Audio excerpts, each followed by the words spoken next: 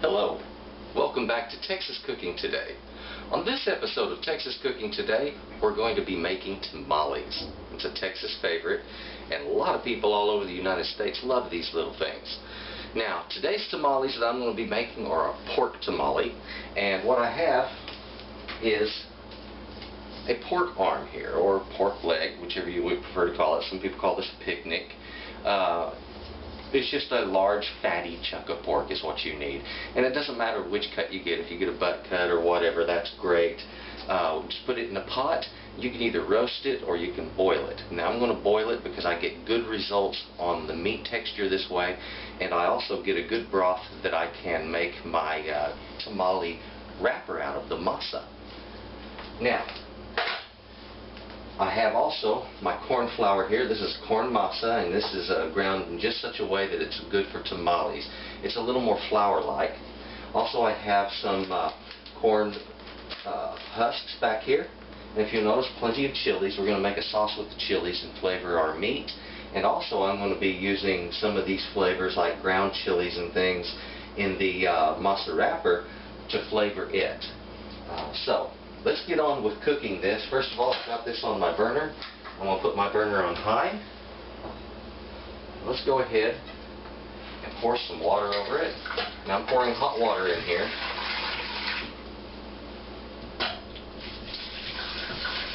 There we go. Now I've got it almost covered. I'll add just a little bit more in just a moment. But basically my roast is covered. I'm going to let this sit and come to a boil. Once it comes to a boil, I'll reduce it to simmer. And once it is simmering, we just sit and wait until it becomes falling off of the bone tender. Literally, it needs to fall apart, okay? So just keep cooking it until it's like that. And don't forget to add some salt, too. Now, my videos are all cook-along videos. And on this one, of course, this first part, not much is going to be happening except we're both waiting for the thing to come to a boil and then to simmer.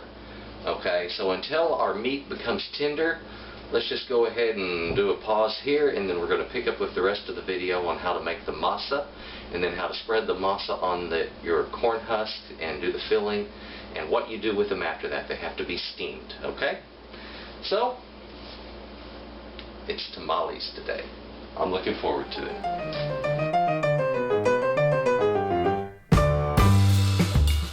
As I mentioned before, I will be making a chili sauce to go with this, and this is just a paste, first of all, that we're going to make from chilies.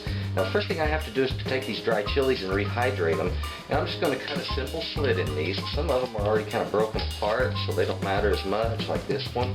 It's broken on one side. Now, don't worry about the seeds. We're going to be dealing with those later. They're easy to wash out when you need to. Now the first chilies that I'm putting in here, these long red ones, these are called a guajillo chili. They have a lot of flavor, they're really fruity, and of chilies they are my favorite. And what I'm putting in here is going to be 12 of these things. And of course, you know, that doesn't mean a lot, because if you notice, some of them are large, some are small, so it just has to do with, you know, visual proportion. That one's over on the bottom, I'll give it a slit. There we go. Now, a lot of times, if you're going to be scraping these out by hand, and if you don't have a food mill, then you might want to make just a simple slit lengthwise, like so, and be careful about it, because after that, once you rehydrate this, you're going to open it up and use a spoon or a knife to scrape out the pulp on the inside.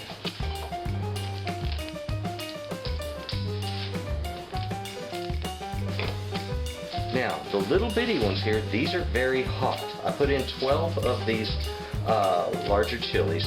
The small ones I don't have to use as many of, so I'm just going to put in one. That's a good size one there. That's 2, 3, 4, 5, and let's go with 6 of them. Put the rest of those aside. Like I say, they are extremely, extremely hot. And the seeds I can just pull out of my way, and I'm going to throw those away. This chili right here is a chipotle. This is the one that everybody's fond of these days. It provides a wonderful smoky flavor, and a chipotle is just simply a jalapeno that has been smoked and then dried. Now, these are a lot tougher. They have a very tough outer skin, and when they're rehydrating, that skin doesn't soften much. It still stays very hard and leathery. But the pulp inside gets soft, and that's the part we need. Go. That one just crumbled. I'm just going to throw it away because it doesn't look too pretty on the inside. I think it got overcooked. The larger ones here, these are a poblano chili that's been dried, and they're called an ancho when they're dried. So, 1 ancho, 2 anchos. Sometimes you will hear poblano peppers and ancho peppers called pasilla. Pasilla really refers more to just a dried chili, not necessarily to a specific type, and there is one type that's more commonly referred to as pasilla. And it's a long, narrow chili. I can't remember right off the top of my head the name of it, but fairly common. So what we have here is a batch of chilies, and I'm going to need some hot water to rehydrate these. Some people might say you could boil them, it goes a lot faster. Boiling them will soften them faster, oh yes, but it doesn't do as good of a job of rehydrating the inner pulp. So I've got right here some hot tap water. That's 1 quart. That's 2 quarts. And I'll probably end up putting in another quart in there, but that's enough to cover them for now. And all I have to do here is just, again, we're going to be waiting. In the meantime, while I'm waiting, I look over and I notice that my pork, and let's move over this way, my pork has gotten kind of foamy on top. It looks rather ugly. So what I want to do is to take a spoon and to remove some of that. If this gets cooked back down into it, it has somewhat of a bittering flavor to it, and it's not going to be as good. So go ahead and remove the scum from the top. Wouldn't it be nice if we could do that in Washington as easily? There we go. Uh-oh, I slipped in a bad joke. You know, Texans are hell about their politics. They're not any good at it, but they're just vicious about it. Alright. So if any more of that comes up to the surface, just skim it off. And then don't worry about it. We just gotta let him boil. It's a big old roast.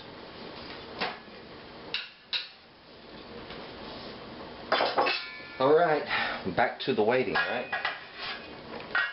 Cover, reduce my heat, and wait on the roast, wait on the chilies. The chilies should be soft and puffy, and it should take about, we're looking at about 45 minutes to an hour and a half for all of these to kind of get soft and puffy. And after that, we're going to process them through a food mill. Like I said, if you don't have a food mill, you can simply scrape them out with a spoon. It's going to take you a little longer. However, it'll come out really tasty. And the idea is we don't want to have the skins or the seeds or stems or any of that inside of our chili paste. We just want a good pure chili product. It has been about 2 hours now, and the roast is still boiling away. It's starting to get somewhat tender, but not quite tender enough. Now I have, in addition to our chilies here, some garlic. And I would say each pair of these doubles is a full clove, so that's 1, 2, 3.5 cloves roughly that I'm using. So don't worry too much about how much garlic. I'm really basing it upon quantity overall, which is not so much how many cloves, but how much would this make if it was minced and put in a spoon. And I would say that's about 1.5 tablespoons right there. I have right here a device called a food mill. If you don't own one of these, I recommend getting one. This is a larger size. It's commonly used in commercial kitchens. Now, when installing the paddle in your food mill, these things are a little bit tough. The spring can be difficult sometimes.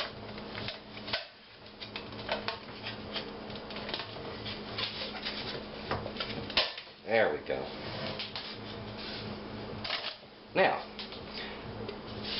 This is a beautiful item. It has a sieve on the bottom, and as you've seen, there's a paddle that goes in top that's spring-loaded. Food gets caught under this high edge and just gets forced down through the low edge here where it rubs across it.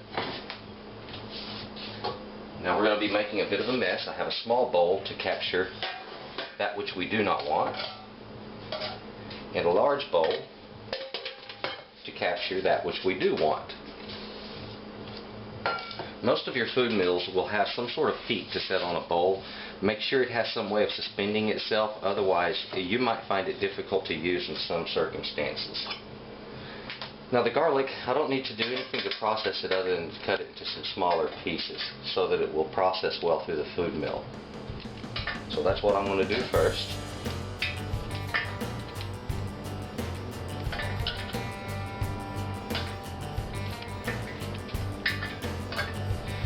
Now I am using on the sieve on the bottom, the food mill sieve that is the smallest holes. And that way I get a nice smooth puree that comes out the bottom of it. And the beautiful thing about this device is it will separate seeds and skins from the pulp. So all I have left is pulp. Now let's take a look at our chilies here. If you remember, we put these in, and they were kind of shriveled up and tight. Now look how that has expanded. You can see my knife cut in it. It swelled up beautifully. All of these did. So, and as I mentioned before, these stay kind of rough on the outside, where the others have gotten very soft and tender on the outside, especially these anchos.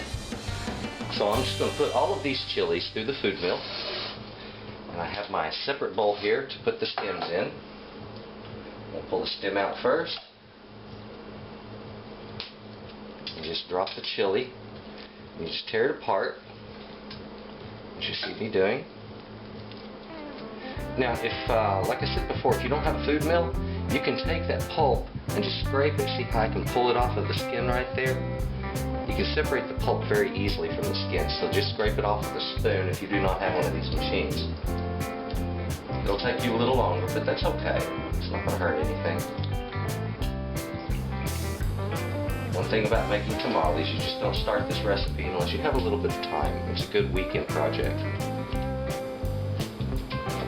A lot of people say, oh, it's a big job. Well, yes and no. I think it's sort of a...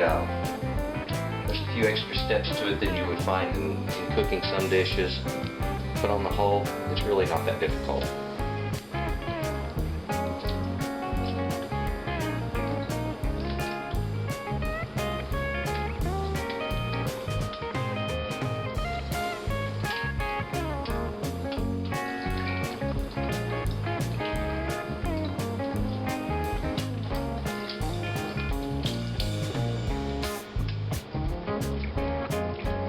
Now what I'm doing is I'm pulling these out of the water.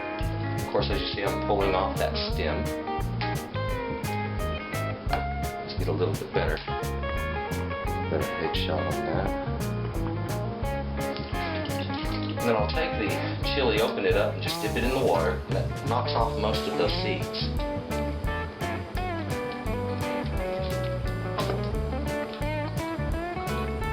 Again, just pull that back.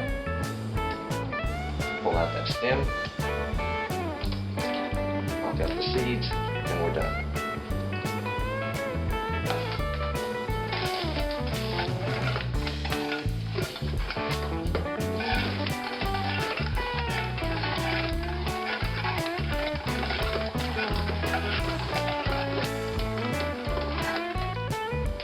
Alright, let's put some more in.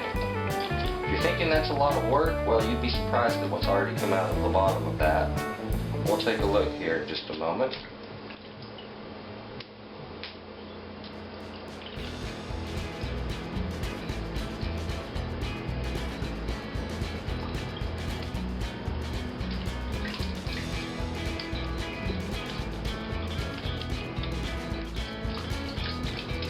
I have to admit, these guajillo chilies, they have such a beautiful red color to them.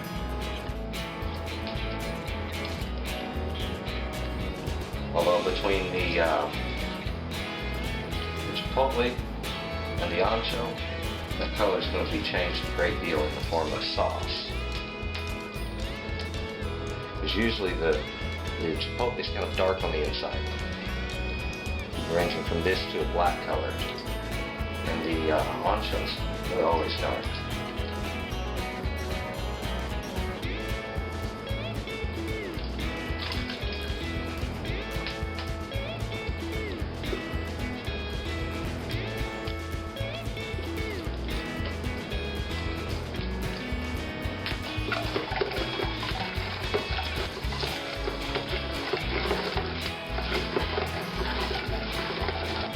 Let's take a look underneath.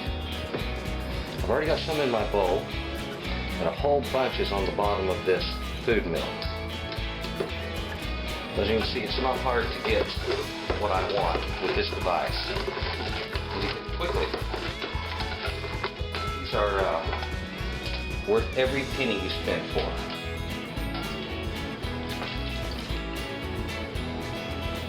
And this one I didn't pay a lot for. This was a commercial model, and I think I paid out, it was about $70.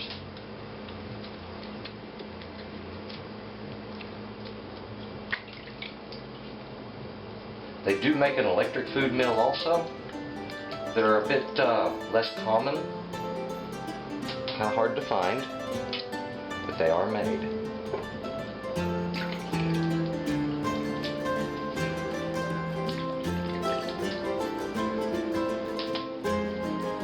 Well, so tell me, how is scraping out your pulp working? Or do you have a food mill? How's that going?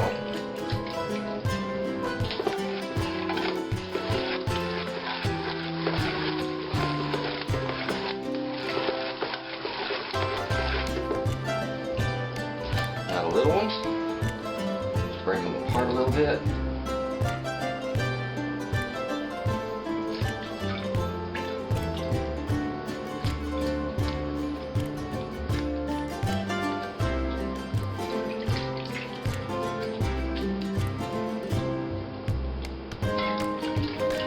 Water that is left over from soaking these can also be used as a broth for other items, but you would want to cook it first.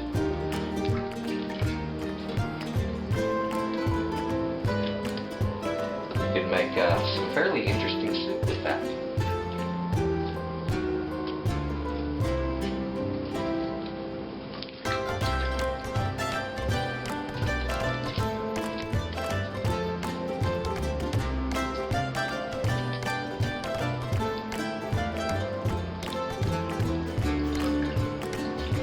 You know, that was a lot of chilies to work through. It's going to equal a lot of extra paste. The thing about chili paste is the stuff, when you put it in a pan and start cooking it up, it starts absorbing a lot of moisture. And so you can just keep adding and keep adding and keep adding moisture, and suddenly, instead of a cup of chili paste, you've got 3 cups of sauce.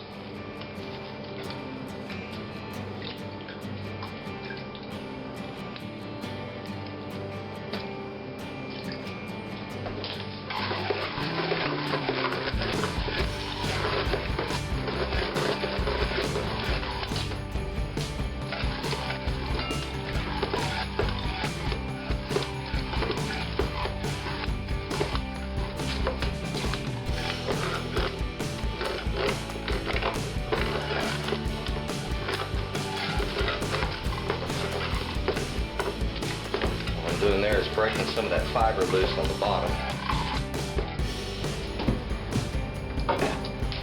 Take the spatula, move some of the stuff from the sides down. And what it does is, as it goes through the chilies, it will pull the pulp off of that skin and then push the skin up on the side. It's quite unpretty down in it. However, the effect is distinct. Food mills work, plain and simple. They work well.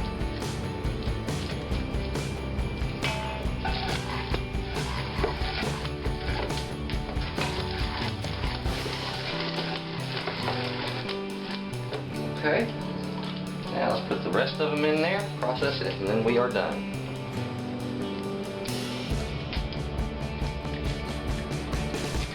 Now, the bottom.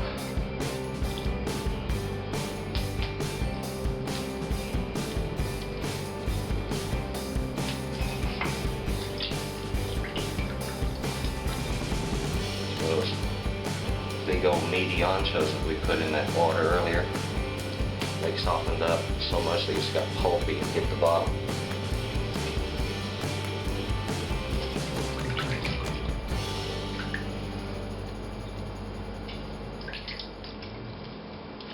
Okay, I believe that's all of it.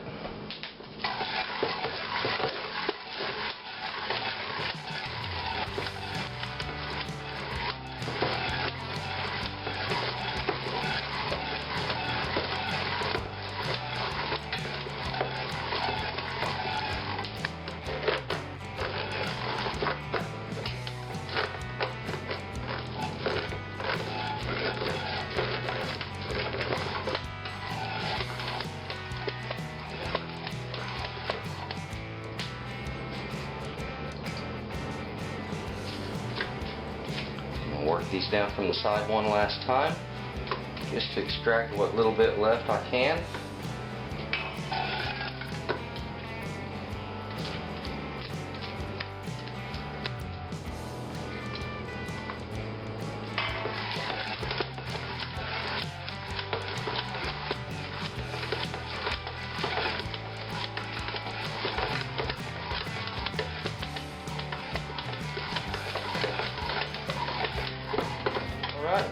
Now in the top, I have just a whole lot of skins left.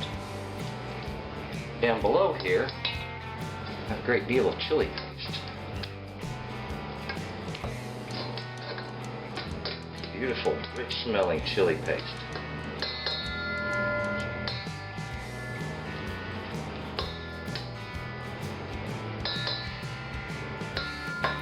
Okay, put that aside. Now that I have a beautiful chili paste and a bit of a mess here to clean up, look at this. It looks like I easily have about 2.5 to 3 cups of chili paste in this. Plus a little bit of garlic in there. Wonderful tasting garlic. So when I cook this up, I'm going to be adding in some of the broth from the pork that has been cooking. And we'll also add something to bump up the acidity just a little bit. We're going to add in some lime juice on this, of course some salt. But other than that, that is a beautiful, beautiful chili paste. We've done well. Okay, let's move on to the next item. Let's take a moment and check out our roast. Since we started the milling out the chili paste, this has been in there for a while. Now see how this is starting to pick apart and shred very easily on top? All of it is? Okay, that's ready to shred. Okay, I'm ready to take this big guy and turn him into absolute wonderful tasting food. I'm going to do myself a favor. I'll try a little of that stock. See what I've got to work with. Oh my goodness, that's delicious. Oh, we couldn't get better than this. Shut off the heat. I'm going to pull this out and put it on another plate. And in fact, let me get a plate out.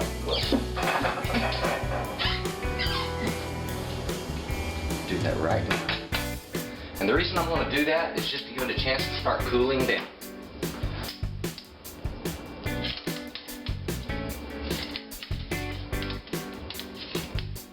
Can leave it in the liquid for a little while to cool. That's going to take a little while longer.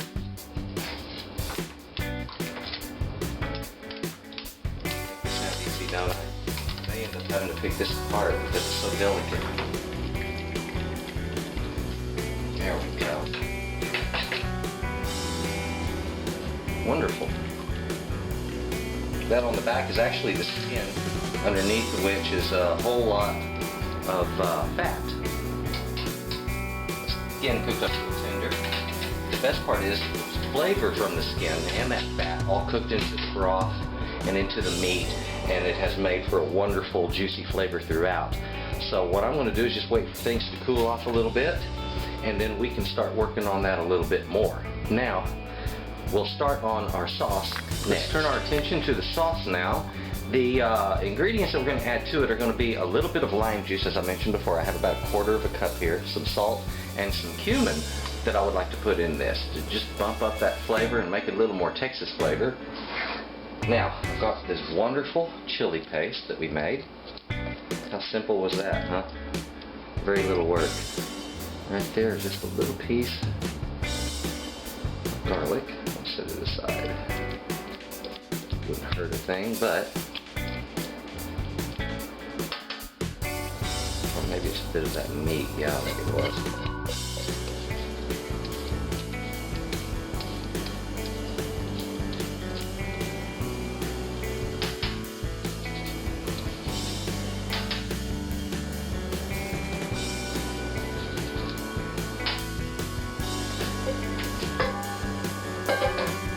Now that I have placed all of that in there, I'm going to switch to a little bit different instrument here. Let me get a whisk.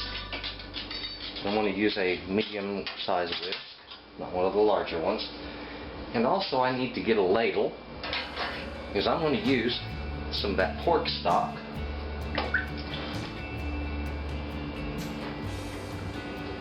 Ladle it up. One other thing I'm going to get, because I have so much stuff floating in my pork stock right now, I believe I need to get a strainer to run my pork stock liquid through. I'm trying to be careful, but I'm still getting some little bits. There we go. That strainer will catch anything I don't want.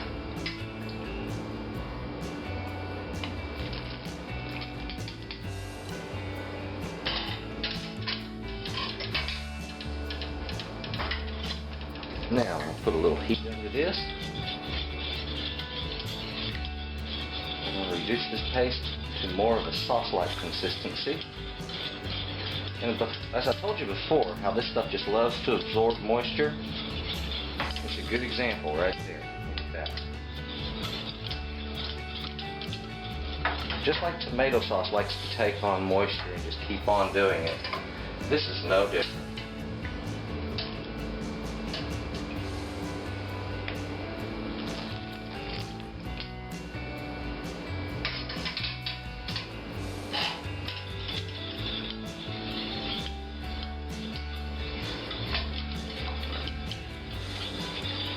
Start with about half of that lime juice, and the reason I use half of it really depends on the chilies that you get each time.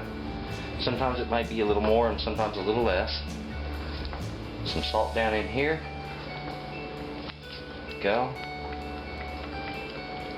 And just a little bit of cumin. Somewhere between 1/4 and a half a teaspoon. Starting to bubble lightly, reduce that flame. Reducing it now to a medium-low. I'm about ready to cover this.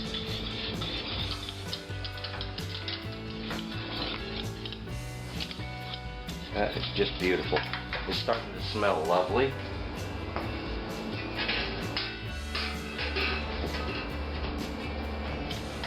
All it needs to do now is to simmer, develop its flavors. I can taste it and correct the seasoning after that. Next thing we're going to turn our attention to is going to be shredding this big roast back here. We have to let it cool a little more, and then also making our masa mixture. Now I'm ready to go ahead and tackle my roast. I've allowed this to cool. Now what did I do in the meantime after I finished making my sauce and pulled this out and so forth? Well, I went ahead and pulled some broth out of the broth pan, put it into some cups to be used for the masa mixture, and I added some ice cubes to that to make sure they'd be good and cool by the time I started. Now also, while I was doing that, I then went ahead and cleaned up in the kitchen a little bit. Now what I'm going to do here, I have a lot of fat on top of this. Just going to pull some of that back. And I have one bowl back here for discarded material. Okay? But you're going to have some.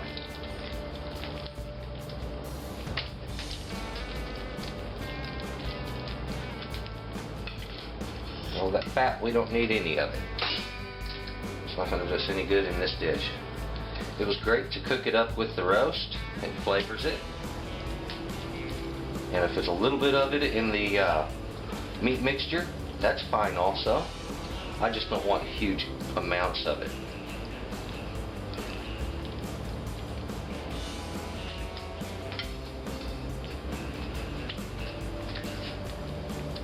Alright, now let's get over to that other side there.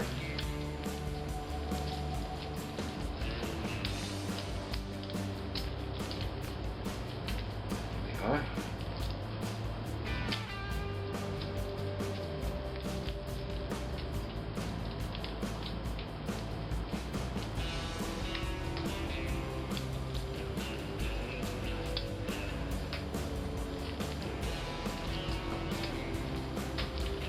Now, flip this little thing over. Boy, that is an ugly roast, isn't it? I shouldn't call it a roast. It's an ugly chunk of beef. It should be pork. What am I thinking of? You see, that's the best part of these cook-along videos, is you get all of the mistakes, all that was right, all that was wrong. It was all thrown in there together, and you just see it the way it really is. Okay. Now I'm just going to start tearing off chunks of meat, because I'm trying to get down to that bone, and inside of it is still rather hot. Okay. Ouch. While the outside is nice and cool, the inside is just boiling hot, even though it's been a while. Because after I did the cleanup, I then went and fixed a glass of wine and kicked back and relaxed for a little bit. Like I told you, cooking should be fun. It shouldn't be tedious.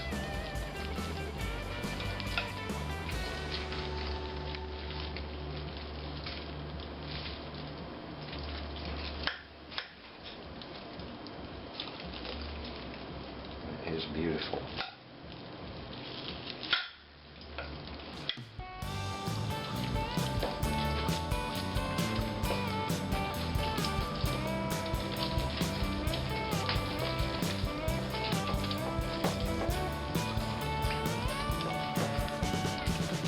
Now some of this is going to be chopped up, which is why I have the cutting board and the knives out here.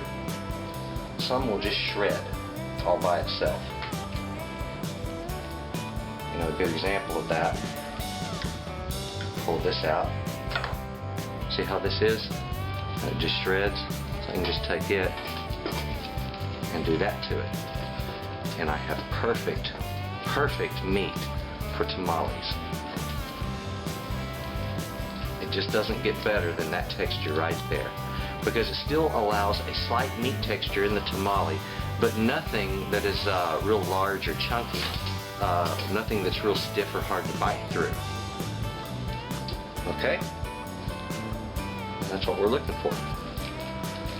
So, if you would, just keep processing down your roast, and if you have a different cut of meat, like for instance, let's say you have a pork loin. That's a good choice right there. A pork loin. Let's say you have one of those. Go ahead and make cross cuts in it. You know, so you're cutting across the grain at about 1 inch intervals, and then you can break it apart into smaller shreds of meat. Set this up here. Move my meat to the side here, and then get serious about this.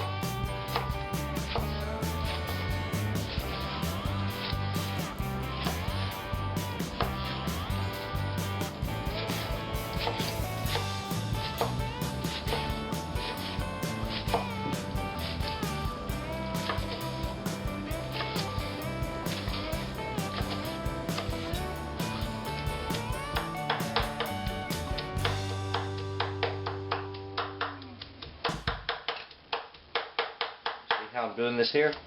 This is similar to the way chopped beef is done, or chopped barbecue is done. There we go. Down in there.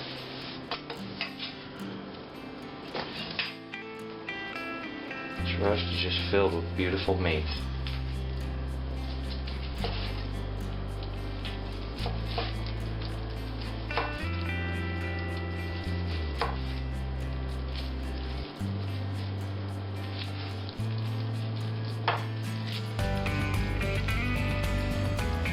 Any heavy gobs of fat like that I come across, discard. I'm going to put the meat in.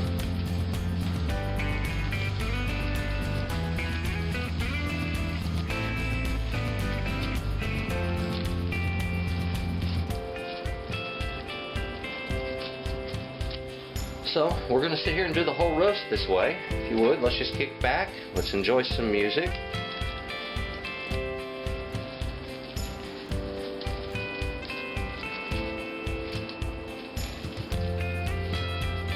Nothing like having a little bit of music to cook by. I've always enjoyed doing it that way.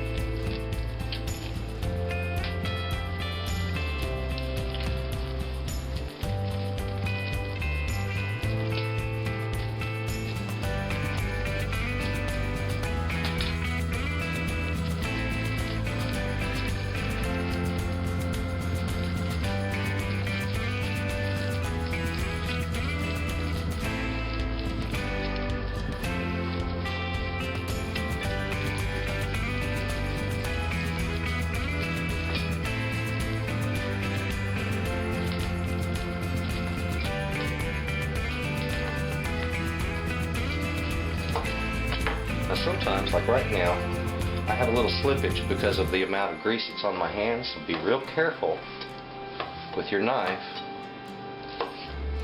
if your glove feels really greasy or if your hand feels really greasy. I like working with gloves. It's not necessary.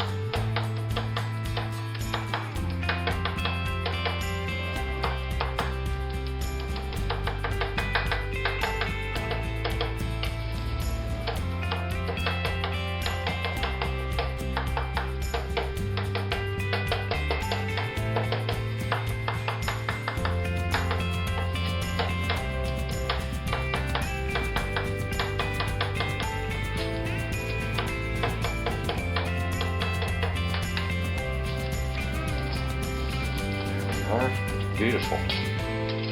Yes.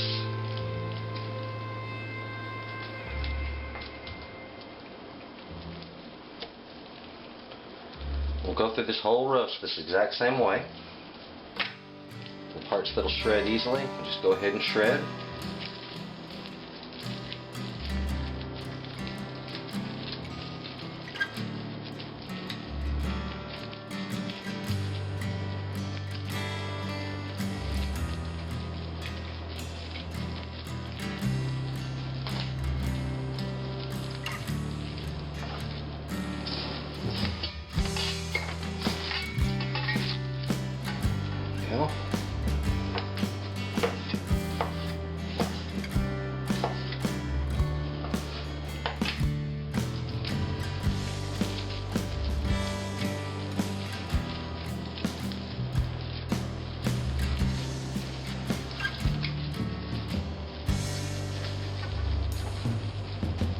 Some people call this pulled pork, and they actually just pull it apart with a fork, and that is one way of doing it.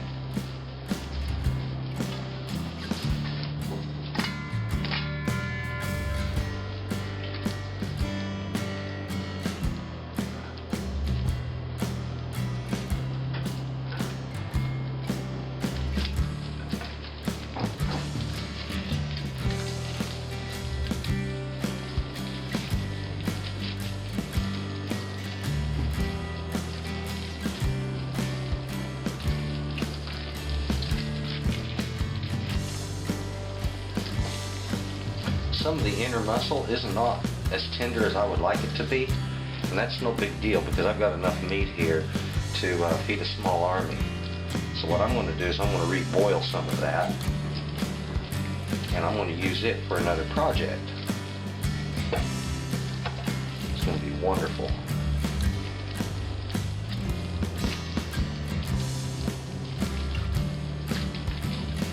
Well, as you can see, we have our neighbor at it.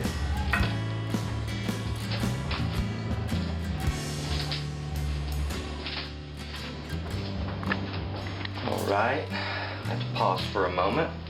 We got all things smoothed out. Now,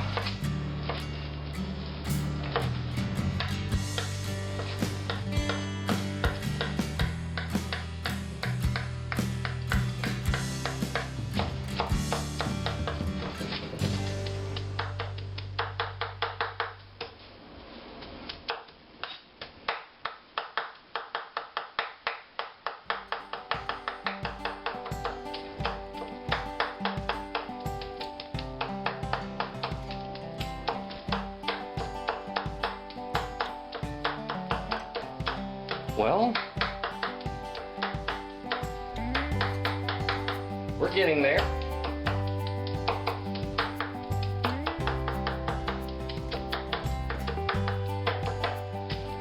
Look at that beautiful, beautiful meat. I've already tasted some of this. It does taste good. It's going to taste a whole lot better when we get it seasoned up with our sauce and some extra salt. Have it. Now, the rest of this, I'm simply going to set aside. For that, it goes in there. And I'm going to take this, I'm going to throw it back in my large pot. There we go. And I can finish cooking it off for, like I said, another recipe. If I wanted more meat, I could certainly use it, but right now, I believe I have more than I want. This is going to make a lot of tamales. Alright, now, let's move on to the seasoning step. Off with the gloves, up with a little cleaning, and then we'll be seasoning. We're about ready to go ahead and season our meat. However, it is now time also to stop. Let's take our corn husks. There we go. Now these things are a little bit stiff when you first get them. And I've had these sitting around for a while also. I'm just going to push them right down into some water. Just starting to rehydrate them. Water is rather warm. I use just hot tap water.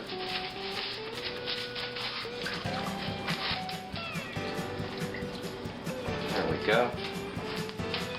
Now, I'm just going to let those soak, and they need to soak for, well, a good 30 minutes or so. Is a good amount of time for them to soak. If they soak longer, it doesn't hurt. It just makes them more pliable. We just need them pliable enough to be able to roll and fold into little tamales and put into a steamer. Okay. We have our sauce. That little. Oh, beautiful. The consistency is really nice. I'm going to pour some of that down into the meat, about half of it.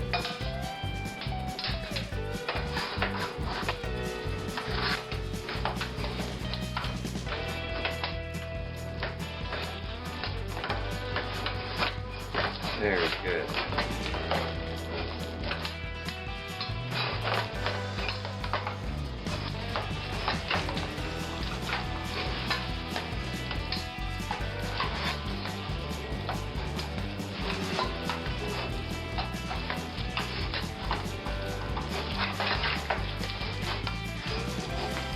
Alright. I want to add a little bit more of that. Pour out the first side. And I added in, oh, maybe another third to half of it there. Now, if I have some of that left over to put down into my masa mixture, that's an okay thing also. Just remember, you need to substitute some of your liquid for that.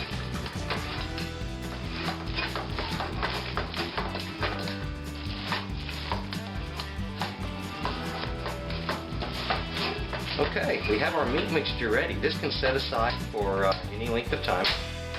It's not going to hurt it. If it's going to be out, I would say more than a few hours, so I would go ahead and refrigerate it. After, of course, you bring it to room temperature. Okay, Meat mixture ready. Let's move on to the masa, what everybody's been waiting for. Okay, let me introduce you to our ingredients for making our masa mixture for tamales. We have back here in the corner some masa, and this is a special tamale masa. It's about halfway in between the consistency of cornmeal and corn flour, and so it's a special grind. It works best for tamales, and I suggest that you look specifically for that. If there is a Hispanic section in your market, they will probably carry some of that, or also if you can go to a Hispanic market, you'll get a wide selection. Now, back here I have our broth. That is 7 cups of the broth that we extracted from our pork. Here, this is a bowl of lard. That is 1.5 cups of lard. Yes, I said it right. Lard. Not shortening. Lard. Now, I know that doesn't sound heart healthy, and I didn't advertise this video as being heart healthy. Frankly, lard is just one of the ingredients that goes with tamales. So if you want tamales, you go with lard. If you're just so ridiculously anal about it that you have to cut it with something different, then use some vegetable shortening. But that's the only real option. It helps to keep the wrappers firm and gives them flavor. Now, I have some black pepper, some cumin, and also some crushed red pepper, and our mixture that we made earlier, this beautiful chili sauce. Now here I have a tablespoon of baking powder. That's not baking soda, it is baking powder. And a tablespoon and 1/4 of salt. Okay? Well, let's get on with making this. The first thing I'm going to do is mix some of these dry ingredients with my masa back there. So let me get some things out of my way to make this happen. This. There we go. Now I'm going to dust over the top my baking powder. I'll do the same with the salt.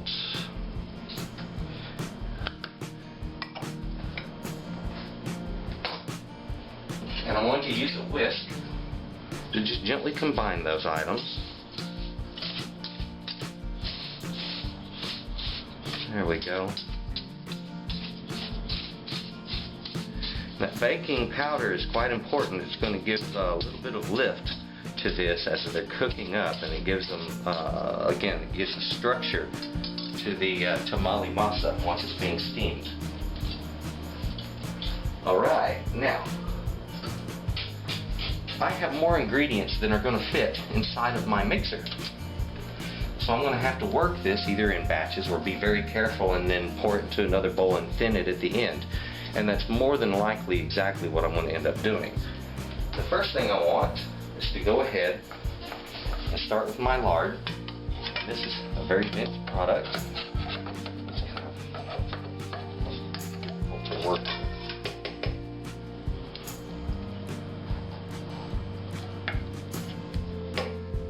Okay, lard is in the bowl.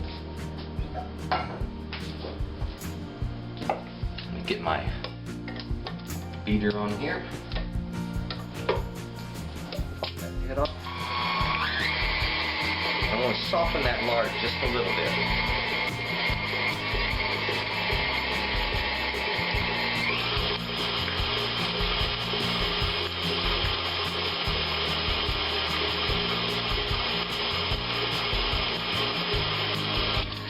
There we go. Sometimes when you have something that's a bit stiff and it wants to fight you, just give it an extra whip. Let me get that head in the back. Out of my way. I'm going to pour in some of my masa. How much? However much you get in there. A couple of cups. At the most. Again, we're going to start that on a lower speed. I want to make a bit of a mess. I do that from time to time.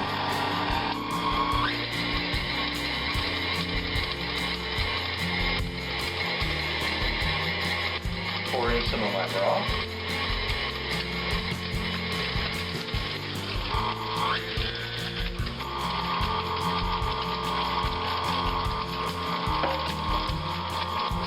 A bit more of the masa.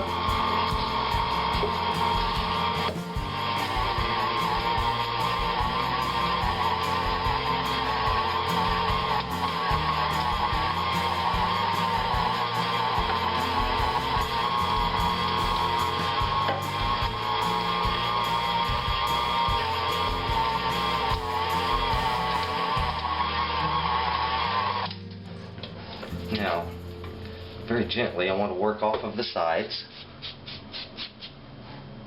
what has been pushed up. And this is more like a cookie dough that I have right now, and I want this to be more like a cake batter. So we're going to have to thin it down some.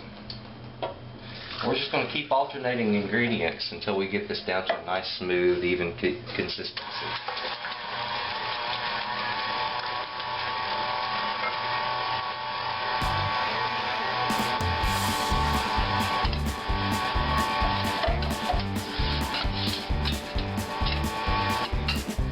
Peppercorn.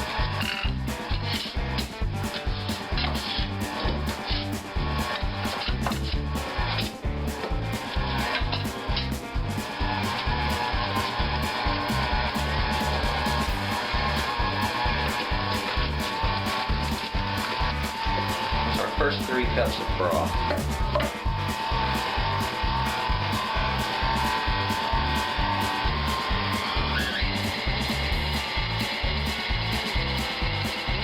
Now I'm getting a more smooth consistency, better texture. For a moment I'm going to stop this, and I want to put in some different flavors here. One thing I want are these crushed red peppers. See that? About a tablespoon.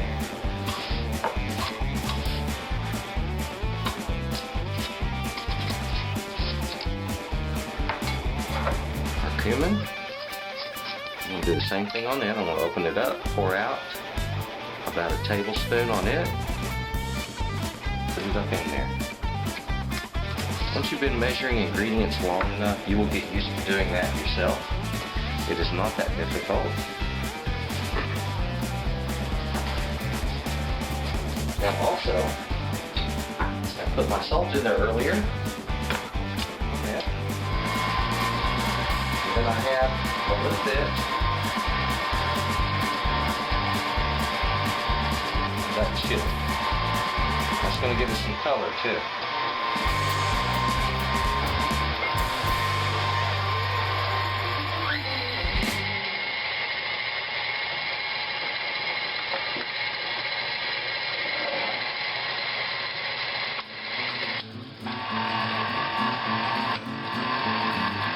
Yeah, sometimes I get in a bit of a rush. Things go flying. That's alright.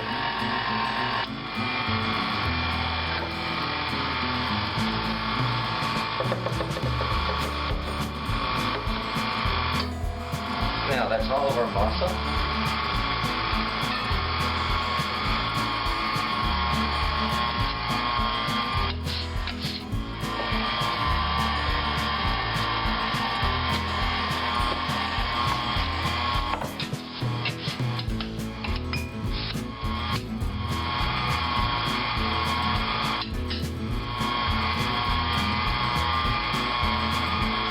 Keep towels handy just for my messes.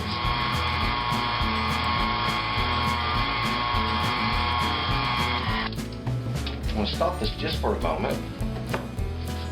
And as we did earlier, we're going to scrape off our sides. Get any of the material pushed up high and is being ignored by the beater. See there? Got some of that lard. There we go.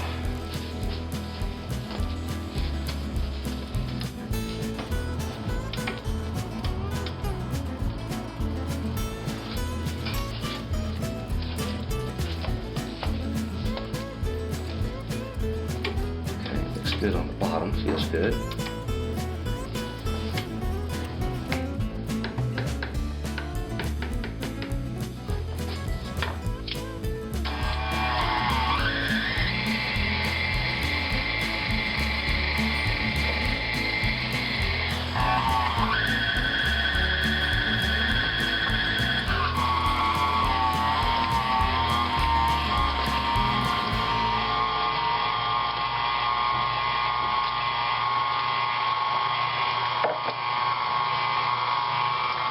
Only about 1 cup left. I will reserve that to see how the mixture comes out and how smooth and its consistency.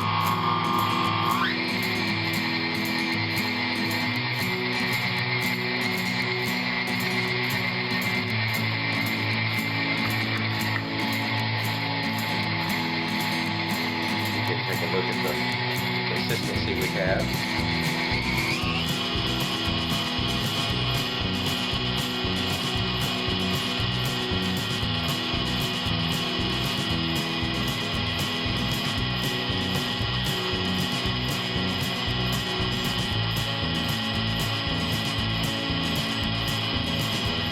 This is why having a mixer is so nice.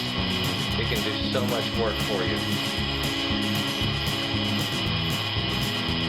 It can turn 30 minutes worth of labor into 5 for the mixer.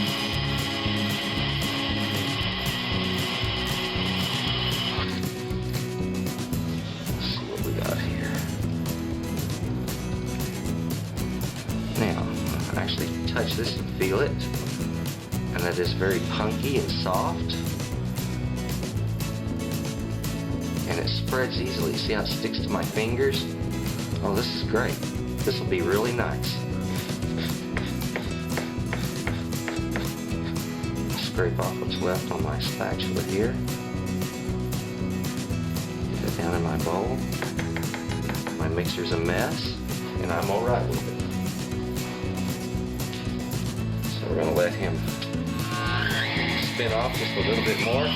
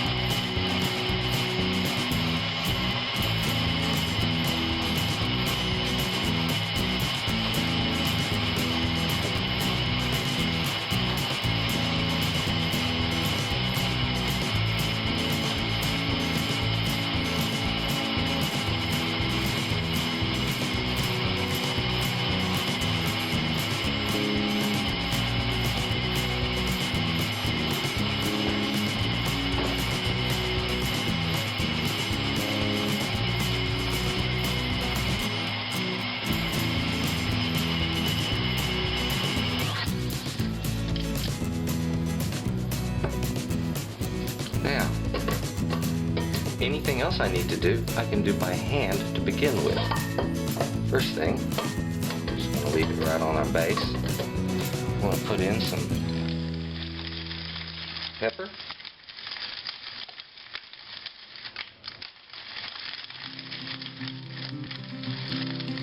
See how much I'm grinding onto it? Remember, you have a large amount of ingredient here. So, putting in a tablespoon of pepper isn't really much at all. I wanted to have little black specks that are quite visible in my tamale masa when I unwrap it. And that is also something that you'll find really common if you're in Texas and you buy the street taco, or excuse me, the street tamales here. You're going to find out that everything I'm doing is a flavor that's common in what happens here. Now, work that down just a little. Again, that chili is going to really change the color of it.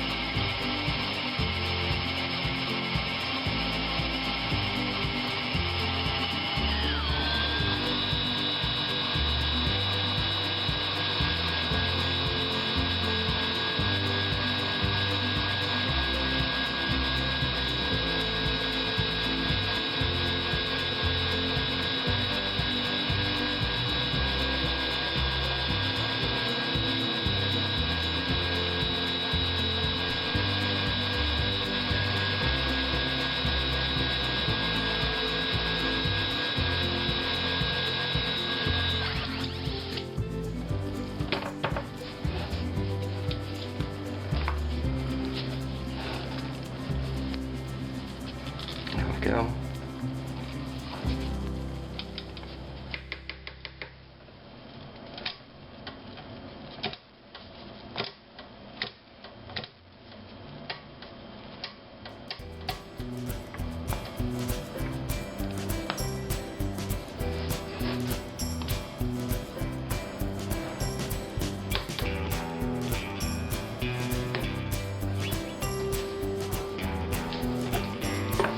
One last time.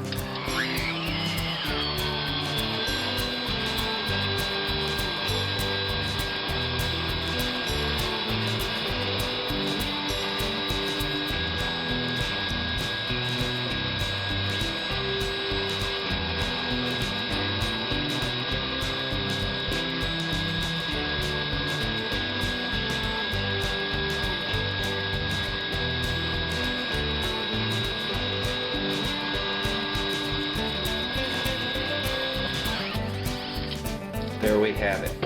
We have our tamale masa mixture all ready to go.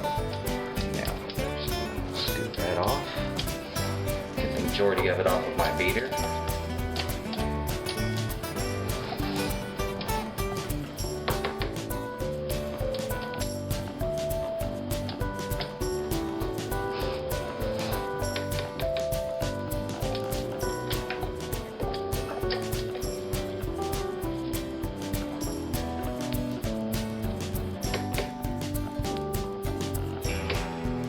Well, that looks beautiful. I can't wait to make some tamales out of this. Okay, for our next shot, we're going to be assembling these guys. So let's get an area prepared with all of our ingredients. Now we've come to the point of assembling our tamales, but before we do that, I wanted to mention something about how we're going to cook it. You're going to need a large pot. I don't expect you to come up with anything quite this big. For instance, the pot I cooked in earlier, the roast, was cooked in that one right there, and that would steam our tamales just fine. The important thing is that you have something you can put in the bottom of it to lift your tamales out of the water so that they're not boiling. Now, this is a turkey fryer. It's made for outdoor turkey fries. I use it for making beer. Although, the basket that's inside of this makes a perfect steamer basket for tamales because it lifts them up off of the bottom so that there's clearance down there about a ½ inch. And also, it allows us, and I can lift it higher if I just go ahead and put in a cooling rack in the bottom. And that's exactly what I'm going to do. But it allows us also to make sure that our tamales are not touching the sides of the pot and that they get good steam all the way around them. So I'm going to take this out. Let's place a cooling rack bottom, and that increases my lift up to about 1 inch. So now I have about 1 inch of space. I can keep boiling water in the bottom and do perfect tamale steaming. This is different from a tamale pot because the tamale pots simply have a rack in the bottom to lift the tamales. Nothing to keep the tamales off of the side of the pan necessarily, to allow steam to rise up around them. Okay, so I think it really works out better. So there's our pot for cooking tamales, turkey fryer. Now, we have our meat mixture we made earlier, our husks, which have been soaking, and I'm going to turn those over and use the ones on the other side. I've turned them a couple of times now, and they've gotten nice and pliable and soft. And I use those completely wet. Now I want to get a cutting board and put over here. And I like this just because it's got a nice drip edge and I don't have to worry about anything rolling off the sides. Now, what I want to do is to take that beautiful little wrapper, this guy right here. I think I got a couple of them. There you go. Now, you can work by covering either this corner or this corner, depending on whichever you feel better doing, okay? You can roll it this way and then fold it, or roll it the other way and fold it. It doesn't really matter, okay? Sometimes they can be a bit too wide, and this one is just a bit too wide. It's got more wrapper there than we're going to need. However, that's not going to hurt anything. You can go ahead and use it all if you wish. Now, what I'm going to do is to take some of my tamale masa, and I'm going to spread it right down across this wrapper. And this is where these little silicone spatulas are so handy, because whatever I get on this board, I just scrape back up and use on the next one. See how smooth that spreads? I want to get an even coat all the way across it. I'm seeing my spices and the little specks that I wanted to see. That's perfect. Now, I want to take a small spoon, like so, of my meat filling. Put it right down in the center. If you have to shape it a little bit, go ahead and shape it a little bit. Then take this. Now this is important. The masa on this side needs to make contact with the masa on that side. So, give it just a little bit of a fold under. Some is going to roll off of the edge. Don't worry about that. You can go ahead and roll it. And like I said before, if that wrapper is too large, discard the excess. And there we have it. You can see the filling sticking out the end. And if you want to go ahead and push that back and kind of pinch this down a little bit, that's quite alright, and it makes for a nice tamale. There we go. I just closed it off. Now, in this endeavor, you're going to get a little bit dirty. Your board's going to get dirty. Don't worry about it, okay? Just keep making the tamales, and they will all come out right, okay? So, put that in my pot over here. And when I put those in the pot, I'm going to crisscross them and kind of overlap them. And we'll show you, give you a shot down inside of the pot to let you know exactly what that looks like. Now, some people, and I have seen this done by some Hispanic ladies that are very, very careful about their tamales. They're, how would I say this, anal retentive? Yeah, that would be a good way of saying it. They're very particular about their tamales. And as a result, they want them tied, so they will take little strings of this and they will pull them off like that, and they'll wrap it around their tamale and then tie it off in a nice little bow, and it looks just lovely holding the tamale. Frankly, it's not necessary, but it looks really pretty.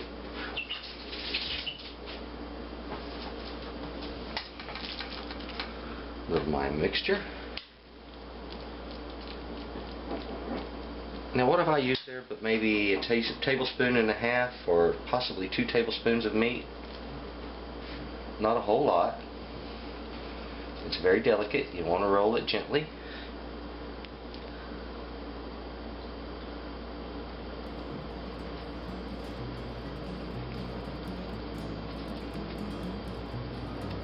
Here we go. It's another one made. I'll do a couple more for you here. And then you're kind of on your own. We're just going to cut the video there and then show it what it looks like in the pot, getting ready to be steamed. Now, believe it or not, you can even use the smaller pieces if you overlap them. So if you're running out of wrappers, that's always a possibility.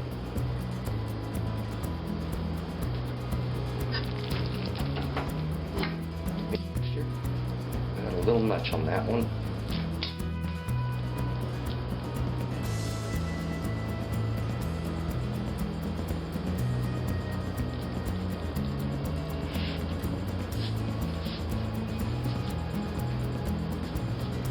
Go.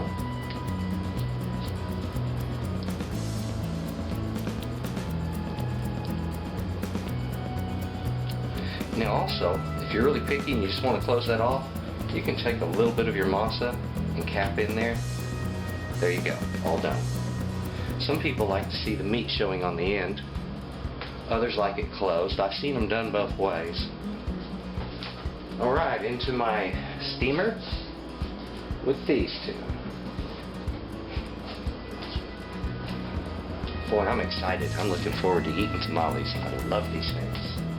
Okay, good luck making yours.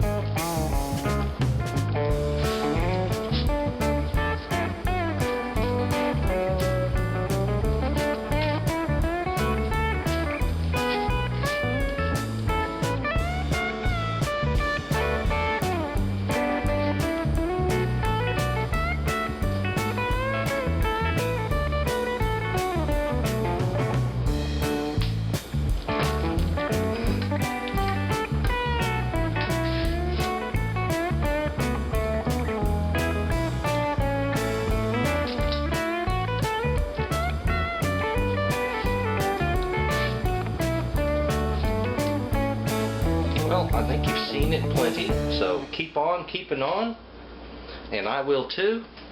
And I'll see you on the other side when these are all made, okay? Wow, boy, these are already smelling good. I can't wait.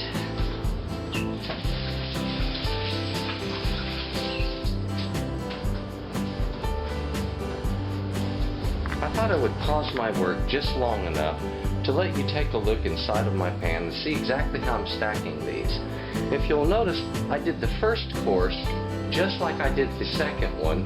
The first one runs this way, but they're lined up just like these are. And I've got a total of 8 on bottom, 8 on above them. And I'm going to alternate them just like that, coming up about 4 to 6 high.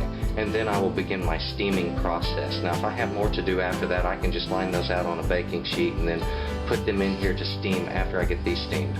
As far as how long to steam them, that can take a little bit of time, anywhere from 30 minutes to an hour on average. And we'll get right down into the specifics on steaming these. Now remember, when you're cooking your tamales, to occasionally lift the lid and check to see if you've got plenty of water in there. And we got a lot of steam, plenty of water boiling in the bottom.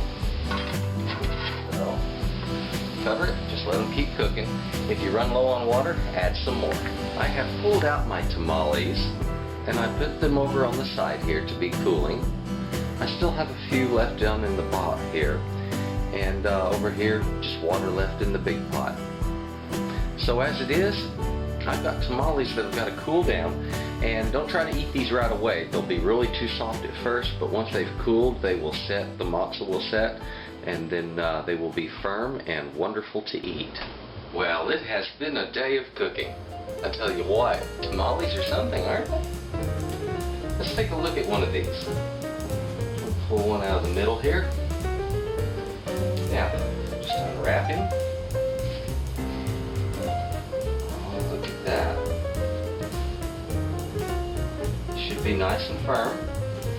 These have had about 20 minutes to cool off. Now, if you'll notice, the back end's pinched, the end nice and open.